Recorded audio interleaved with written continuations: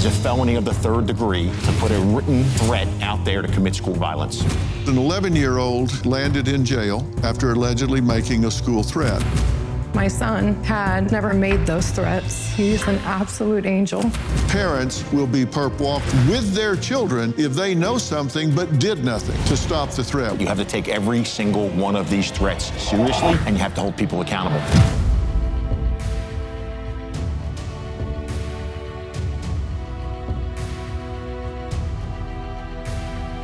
Well, we need to have a serious talk tonight about what's going on in our schools. I've been doing this for a long time, and I've seen my fair share of troubling trends. But what's happening with school shootings and threats is getting downright alarming. Let me just lay it out for you. We're barely into 2025, and we've already had 40 school shooting incidents in this country. 5 have resulted in deaths. Every time we hear about another school shooting, we ask, could this have been stopped? The truth is, in most cases, the warning signs are there. 94% of school shooters show clear red flags before they act. And yet, time and time again, tragedy strikes. Now, I have delved into this issue many times. Check this out. I sent him off to Marjorie Stoneman Douglas, as I had, for all of his schooling, and I thought he would come home to me. I never thought that Alex would be murdered in his English class. There are identifiable markers on the path of a shooter. They show copycat behavior, meaning they study other shooters. They idolize these people. They fantasize about these people. The Oxford school shooter spent a lot of time watching really violent content online for hours and hours, playing violent video games, studying other perpetrators. He particularly saw himself in the Parkland shooter. And then the leakage in this case is what's really stunning. 94% of these people tell at least one person what they're going to do and when they're going to do it before it ever happens. Several students were concerned about the Parkland perpetrator. This was somebody that was, again, documenting their preparations on social media and was posting on social media and filming themselves talking about this particular type of crime. People knew that this was going to happen 2 or 3 months before the school shooting happened. Kids knew and an adult knew, and nobody told anybody. Just based off the 10 randomly chosen school shooters we pulled, they universally shared 94% of consistent life experiences, meaning they traveled down a very similar and identifiable path. Well, in the wake of these shootings, we're seeing a tsunami of threats flooding our schools. These aren't just harmless pranks. We're talking about serious incidences that are costing schools and law enforcement big time. In 2022 alone, the FBI reported 6,000 threats against schools. That's a 60% jump from the year before. But here's where it gets interesting. Down in Volusia County, Florida, Sheriff Mike Chitwood is taking a no-nonsense approach. He is arresting students, some as young as 11 years old, who make these threats. Is Sheriff Chitwood's tough love strategy the wake-up call we need to prevent more tragedies? Take a look. Hundreds of bogus school shooting threats are pushing a Florida sheriff to take controversial new steps. Sheriff Mike Chitwood says that he will name and shame the kids arrested and their parents, too. Last Friday, we received 54 threats that basically put the school system in my county in chaos. Schools were on lockdown, kids couldn't learn, teachers couldn't teach, parents had it. You posted another video just yesterday of 2 more minors, 16, 17 years old, saying they were locked up for a joke threat. Before you started this, did it strike you as problematic that they hadn't yet actually been convicted of a crime?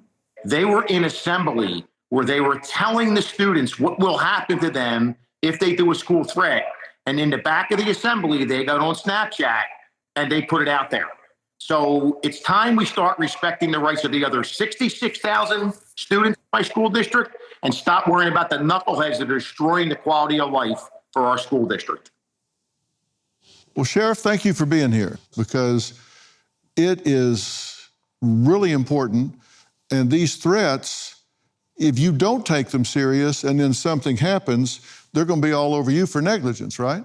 Sir, thank you for having me on. This is really an important topic, and you're exactly right. You have to take every single one of these threats seriously, and you have to hold people accountable. And if you get a threat and you just say, oh, it's just a kid, being silly, cutting up, and they go up there and shoot up the school, what happens then? I failed to do my job. I failed my students, I failed my teachers, I failed my parents, and I failed school administrators. And how many threats have been reported in the last year? In the last school year, 342. This year, we're over 800. And the big leap in there, Doctor, was what you mentioned about the copycats. What happened in Appalachia, Georgia, the third week of school, right? I watched our threats quadruple. We had almost 400 threats in a 2-week time period. Well, we call that a contagion effect, and we see it among young people in particular in so many areas. We see it in suicides. We see it in those that declare themselves transgender, for example. We see it in all kinds of self-harm if it gets glamorized or glorified on TikTok or Instagram or whatever. There's a contagion effect. People say, oh, well, young people think, well, that's cool, that's getting a lot of attention, so they'll venture into it. And how do the threats come? Are they made in real world, telling others? Are they on social media? Are they written out on bathroom walls? How do they occur? Is it all the above? It's a combination of all the above. And in Florida, after Parkland, it is a felony of the 3rd degree to put a written threat out there to commit school violence. It's a felony of the 3rd degree. When you get a threat, what's the first thing you do? We have a system in Florida, as most states do. It's called Fortify Florida. That's where most of our tips come in. Once that tip comes in, investigators immediately, I don't care if it's midnight or 3 a.m., investigators automatically track that down an IP address, find out where that threat was posted, get out to the house, interview the family, determine if this threat is real, and if we have to do something to lock the school down or do what we need to do. We have to get to the school administrators and tell them, we vetted this, you can open, we'll have extra resources on the ground. All right, well, we have some social media post examples that are real. I've placed explosives to detonate tomorrow at 3 p.m. in every school in the county. Snapchat message, shooter, I'm gonna shoot up the school today. Student, shooter, I'm only getting you though. Instagram post. These are the weapons that will be used for the shooting. Again, our goal is to murder up to 350 children. Please message us to join. Must provide your own weapons. These are the kinds of things that you're seeing in the hundreds.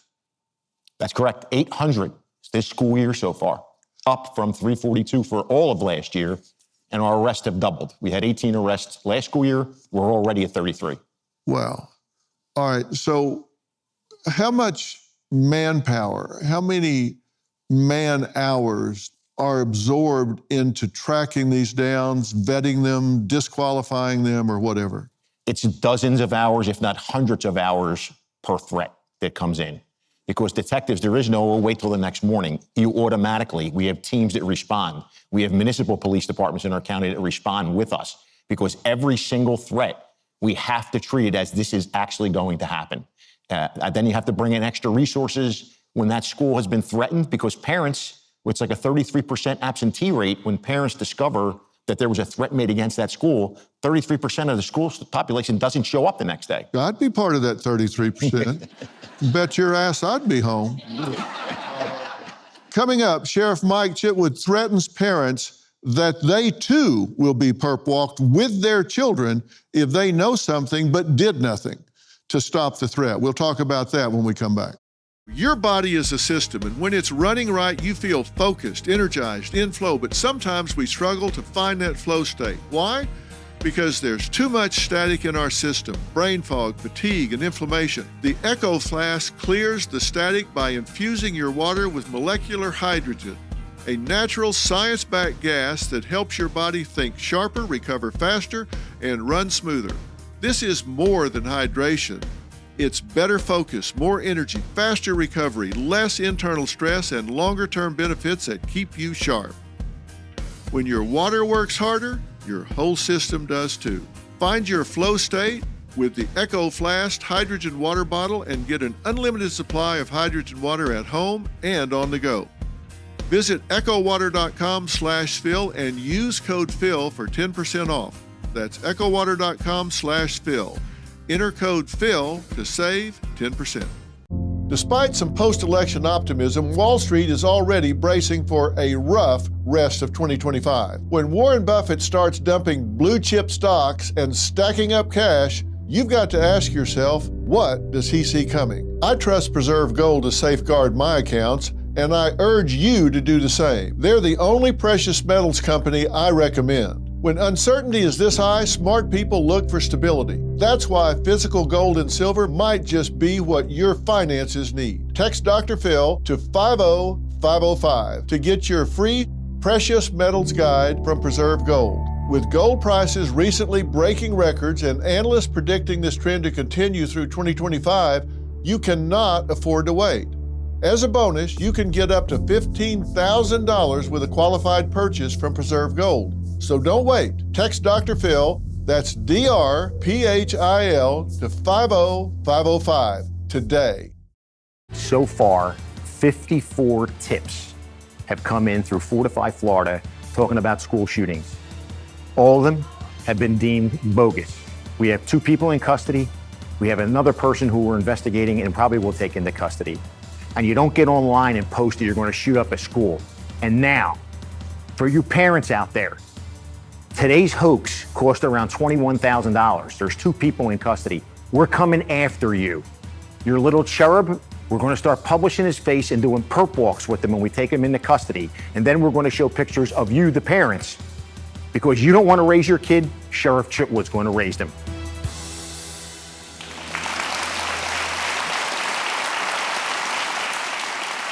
That was Sheriff Mike Chitwood of Volusia County, Florida, warning parents that they too will face criminal consequences if they do not parent their children.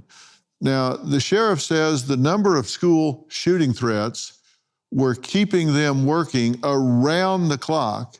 And frankly, he's just had enough. How do y'all get anything else done with 800 threats? This has to drive your response time through the roof for people that are truly in distress and need officers on the scene. Fortunately, I'm fully staffed and I'm pretty well funded budget-wise, so everything is done on overtime. But the fact that you're chasing these 800 threats, what happens eventually is anybody gets gun shy. Oh, it's another threat. So as opposed to responding at the 100 miles an hour, on the tip of your toes looking for what you're looking for, this is the 800th time I'm doing this, I'm gonna slow down. Well, if it's an active assailant, those 2 or 3 minutes could be hundreds of lives that are lost because so many threats came in and took away the effectiveness of what we're trying to do. In a school shooting, something like 90% of the deaths occur in the first 60 seconds. So, that's why we have to focus on prevention instead of intervention. Even if there's a resource officer on campus, it happens fast because, obviously they're armed, the students aren't, and they start spraying bullets. So you've got to respond to these threats and try to stop them before anything happens. That's why it's so important they take them seriously. I want to put up a scroll behind me that displays some of the results of reported threats that we found occurring across the country. Now, the majority of these incidences took place just in September and October. Look at this, just on and on and on. When you do intervene, when you do talk to the parents and the kid, what's the typical response? What do they say? Well, the first response is, if you look at the arrest photos we put up, those kids show no remorse. When they're being taken out, you're blurring their faces. They show no remorse. They never apologize, and it's very a matter of factly. And the parents' overwhelming is, not my Johnny, not my Janie. It was a joke. Well, There's a lot of parents that drop their kids off at school in this country, 8 o'clock in the morning, and said, I'll be back to get you at 2:30, and kissed them, and 2:30 never comes. And I wish there was a way that these little knuckleheads and their families can understand the pain that is in this country, that their kids are never coming home again. This is not a joke. Listen, I've talked to all the way back to Columbine and so many school shootings between now and then. And it's not just the victims, those that are maimed or those that are killed and the pain in their family, but hundreds of thousands of students that go through the school shootings but aren't actually shot, but are traumatized by what happened. It changes people forever. This is a terrible, terrible tragedy. Amen. I couldn't agree with you more. A parent grabbed me one day and she said, my little 8-year-old daughter was in the lavatory when a school went into lockdown, and she's taught to climb up on the toilet and stay there in silence for 45 minutes. I have people want to focus on the 33 arrests we made. What about that little girl and all of those other students that are in lockdown constantly when these threats come in? What about them? What's their future look like? Yeah, I talked to a survivor from the Uvalde school shooting that was 10 years old, and her best friend got up to go try to make a phone call for help, and she got shot. And this little girl hid under a number of bodies and put blood and brains all over her face so she looked dead. And the shooter came back in that room and tried to make sure she was dead with all of this spread across her face. And I talked to her after the fact with her parents, and she was so traumatized. And the main experience she was having was guilt for being alive when her best friend and classmates were dead. And the scars that she bears for the rest of her life that she's going to have to deal with and manage. And then people make threats. You have to take it seriously. You have to respond. Do you think that arresting some of these kids, teens, preteens, whatever, do you think this has a chilling effect in your county? They're like, hey, I do this, they're going to find me and they're going to yank me up and put me in jail. I can tell you our threats have dropped to single digits. But what's important is the kid that's making the threat, we're making sausage here. They're arrested for a felony. They're charged, and in some cases, they're held in secure facility for up to 2 weeks. That's the front end of the sausage maker. What comes out in the back end is completely different because they're mandated to undergo intensive mental health treatment. Is there anger management issues? What's the school issues? What's the home issues? They're on probation. They're on an ankle monitor. So there's a whole bunch of steps that are put into place that then they're ready to turn around, and the professionals are able to say, okay, this kid can come back to school. This kid can be homeschooled, or we really have to watch this kid because this kid is potentially going to be your next school shooter. So that's how the system plays its way out. So it's dropped dramatically. It's dropped dramatically if the young person and their family do everything that the judges and the psychologists and the social service agencies put on them. Then they can come out on probation on the other end where the felony charge will go away if they mandate all that. But the good thing is we're getting in there and discovering problems that may not have been evident to a lot of people once that spotlight is put on them. Well, coming up, there's an 11-year-old that landed in jail after allegedly making a school threat. Now, his mother says law enforcement went too far. She is so upset, she doesn't even want to see you. So we'll excuse you for the brief time that she's here and then bring you back. I think she should deal with it, but she chooses not to, and we'll respect that. But we have a lot more to talk about, so we'll talk to her when we come back. Let's discuss preparedness, because we know emergencies happen when we least expect them, but instead of just taking it, we can prepare. Let's discuss Jace Case, one of your most important preparation tools. With Jace Case, you'll have emergency prescription medications on hand right when you need them. Think about it. Ever been caught off guard? Whether it's a sudden illness or a travel hiccup, the right medications can make all the difference. Jay's case is designed to take that worry off your plate. So when a minor health issue pops up, it doesn't turn into a major problem. Don't let unforeseen circumstances derail your plans or your peace of mind. Live with confidence. Take charge with Jace today. Visit jace.com and use code PHIL for a discount on your order and get emergency antibiotics on hand for the moment you need them. That's JASE.com, code PHIL, PHIL. Sheriff Mike Chitwood posted this video on social media of an 11-year-old middle schooler being arrested in Port Orange, Florida. The 11-year-old, so we understand one another here, what you didn't tell is he had over a dozen knives, he had over 20 airsoft weapons, and he had a kill list. And on that kill list was the bus driver, the nurse, and a bunch of his fellow students. And my county overwhelmingly supports what we're doing. Well, Jesse, the mother of that 11-year-old you just saw being arrested for an alleged school shooting threat, says her son was just a victim of another student's joke. Tell me how this unfolded from your point of view. My son accepted a FaceTime call from 3 other students, and they were all doing room tours. My son had been recently given a 20-gallon tote by a man at a community yard sale of airsoft toys, accessories that go on an airsoft toy. And this all resulted from that FaceTime call. One of the children, the one I believe we're going to call him the bully, then got off of that FaceTime call, started a group chat with 32 children from 2 local middle schools, saying that my son was going to commit a school shooting. Not that my son had ever made those threats. He wouldn't hurt a fly. He's an absolute angel. This is a child that's never had a referral, never been in trouble. I've never had to spank him. He's never told a lie. He's an honor roll student. This has been a nightmare. Let's talk about the group chat that was going on. And in the group chat, they said, next school shooter, you're on the kill list.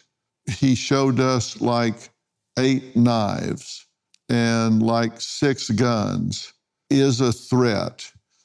So these were kids talking about your son. Right. My son wasn't even in that group chat. And were the guns toys? They were airsoft toys. Were the knives toys? They were his grandpa's. It was his grandpa's collection of knives and swords and World War II memorabilia. But they were real. The swords. The knives? They were like samurai swords. Yeah. Yes, he did. Did he have a kill list?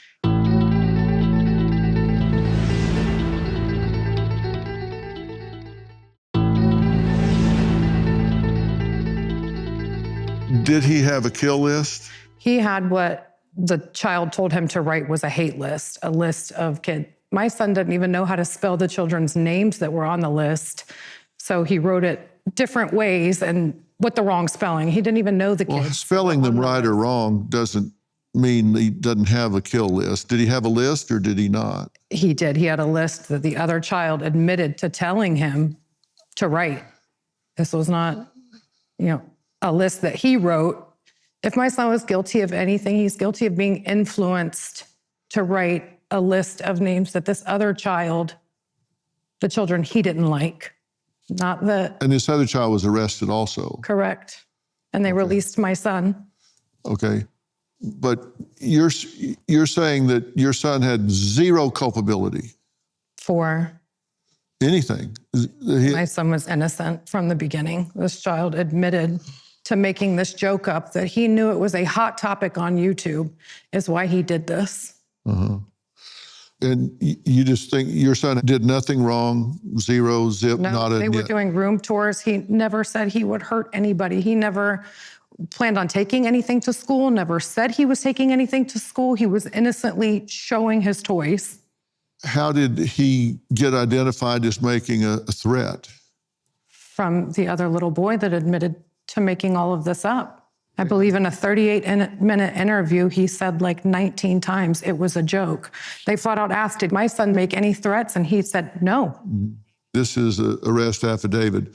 Admitted to writing the text messages, however, stated he was joking, but also wanted to scare people. That was from the other little boy. This is the bully Correct. that wrote this. Correct. So you're saying your son got caught up in this. The worst nightmare I could ever imagine. Did you tell him that he had any responsibility for this at all?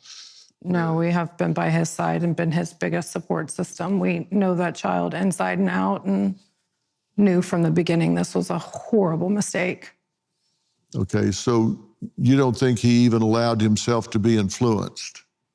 I think that, yes, from the other kid telling him he was a new child at a school, and I think he was just listening to what the boy was telling him to say.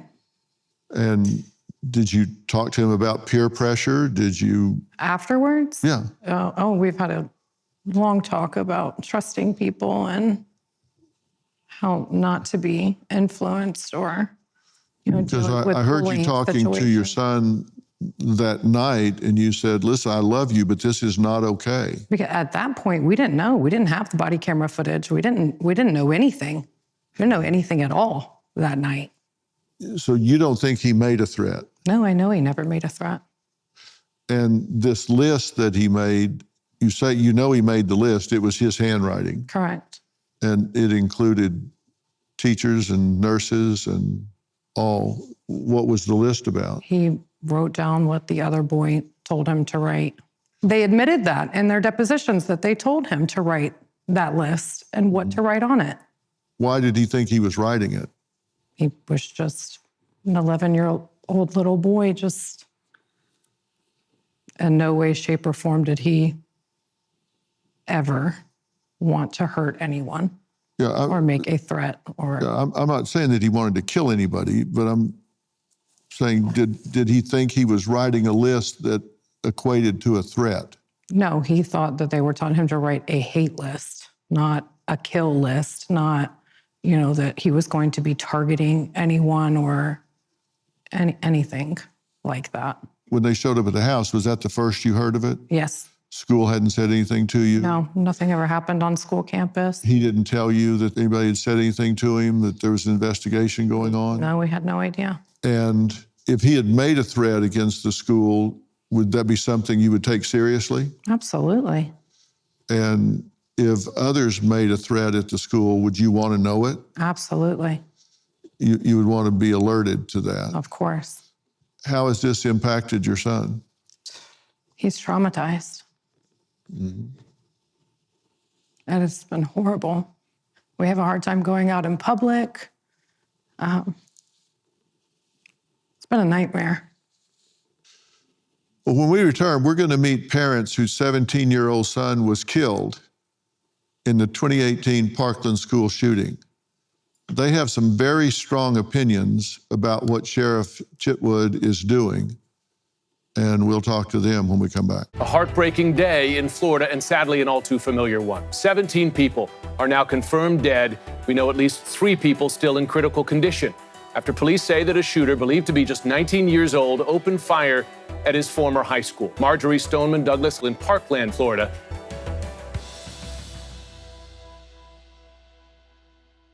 On February 14th, 2018, a mass shooting at Marjorie Stoneman Douglas High School in Parkland, Florida, claimed 17 lives, including 17-year-old Joaquin Oliver.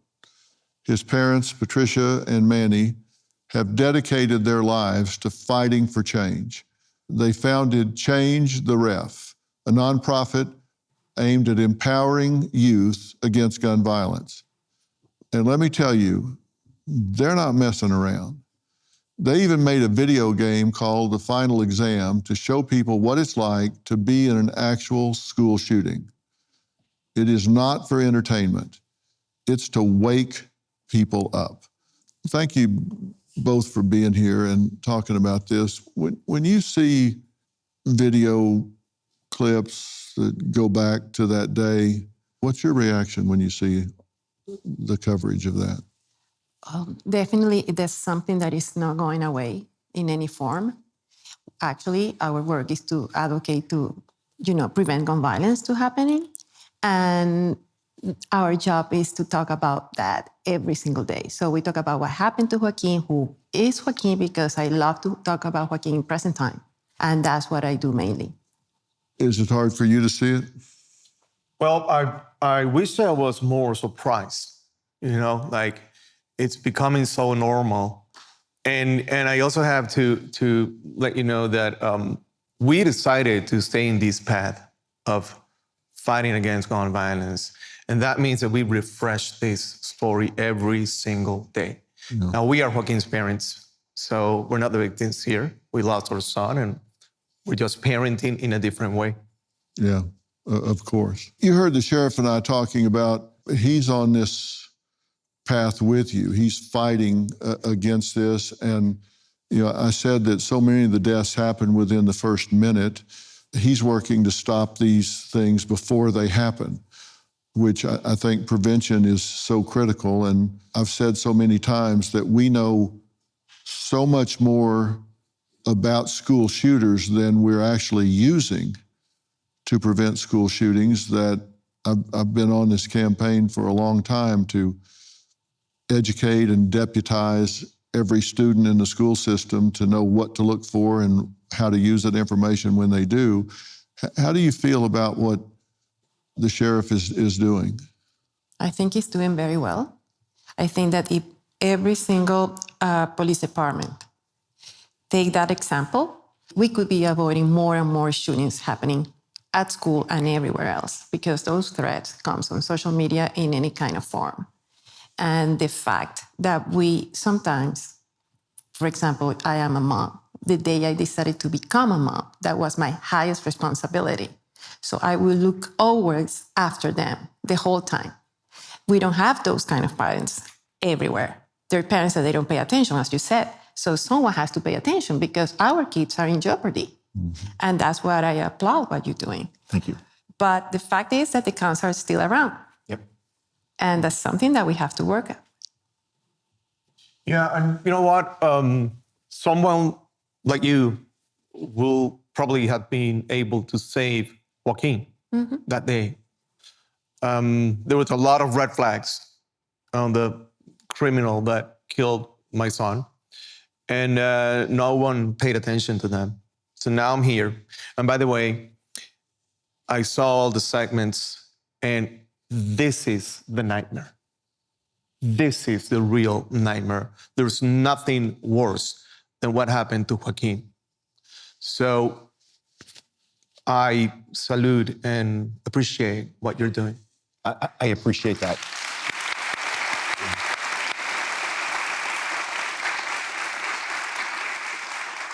So imagine being trapped in a nightmare that's all too real, a school shooting where every second counts. Well, Patricia and Manny give us a sneak peek at their game, The Final Exam, and we're going to take a look at that when we come back. You took my son away from me, and I'm not going anywhere. Those are the parents of Parkland shooting victim Joaquin Oliver at a congressional hearing on gun rights today. While they were debating the dangerous actions that the ATF has on gun ownership and Second Amendment, they were also debating about banning TikTok because it damages our kids' brains. I don't have to remind people that the autopsy of my son revealed that his brain exploded. But I will not tolerate any more lies from these people. And I really hope that people will realize that they have to get involved like we got involved. Well, that was Patricia and Manny Oliver speaking to Congress about the dangers of assault rifles and social media. Their latest weapon in this fight is a chilling video game. It's called The Final Exam, and this isn't for entertainment. It's really a visceral simulation that thrusts role players into the terrifying reality of a school shooting. For 10 minutes, players must navigate the chaos, hide from an active shooter, and collect crucial information, on gun control measures in order to survive. Let's take a look.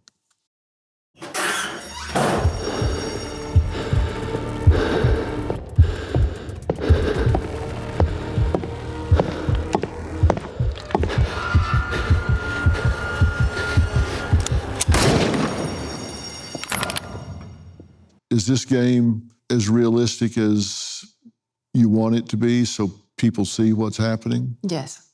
We decided to move with this project because the gamer industry is huge. The universe is huge. And it's that way to get to educate people. This game is a survival game, an educational game. As you were mentioning before, in order to the shadow, because we don't show any physically persons, it's just about audio. So it makes it impactful because of the audio. You don't see any weapons.